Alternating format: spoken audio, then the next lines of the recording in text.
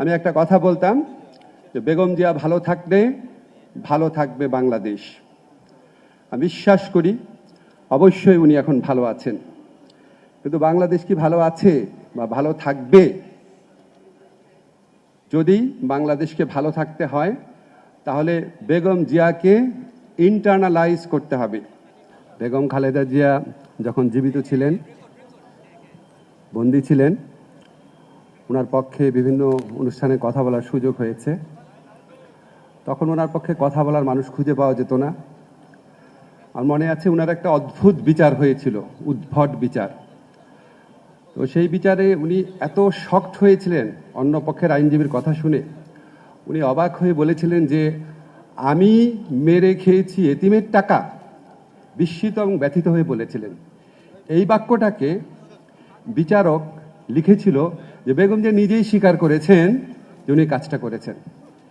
এত জঘন্য বিচার, আমি আইনের ছাত্র হিসেবে বলি, এত জঘন্য একটা বিচার হয়েছে, এটার বিপক্ষে বিবৃতি লিখে দাঁড়ে দাঁড়ে ঘুরেছি, মানে ফোন করেছি বিভিন্ন মানুষকে। 4 জনের বেশি রাজি হয় নাই যে হাইকোর্টে কি করবে না করবে।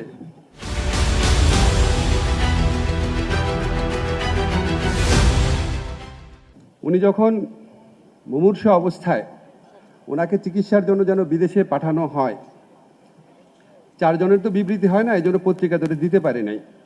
চিকিৎসার জন্য যেন বিদেশে পাঠানো হয়। আবার কত মানুষকে অনুনয় বিনয় করেছি, অনেকের ইচ্ছা ছিল, সাহস করেন নাই। তো আজকে আমার ভাল লাগছে, সবাই আমরা মুক্তভাবে বেগম জিয়ার প্রতি ভালোবাসা এবং শ্রদ্ধা ব্যক্ত করতে পারছি। আল্লাহর কাছে হাজার শুকর। জুলাই গণঅভ্যুত্থানকারীদের প্রতি কৃতজ্ঞতা। বাংলাদেশের মানুষ আজকে স্বাধীনভাবে ঘৃণাও প্রকাশ করতে পারছে, স্বাধীনভাবে ভালোবাসাও প্রকাশ করতে পারছে। এই জন্য এক নেত্রীর ঠাঁই হয়েছে মানুষের হৃদয়ে, আরেকজনের ঠাঁই হয়েছে বিতাড়িত ভূমিতে।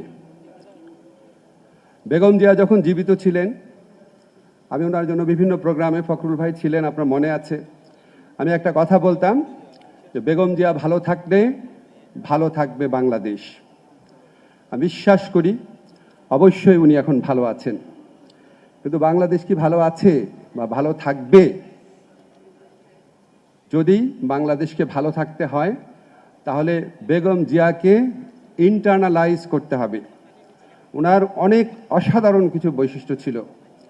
উনি সৎ ছিলেন, দৃঢ়প্রতিজ্ঞ ছিলেন, আত্মত্যাগী ছিলেন, দেশপ্রেমিক ছিলেন।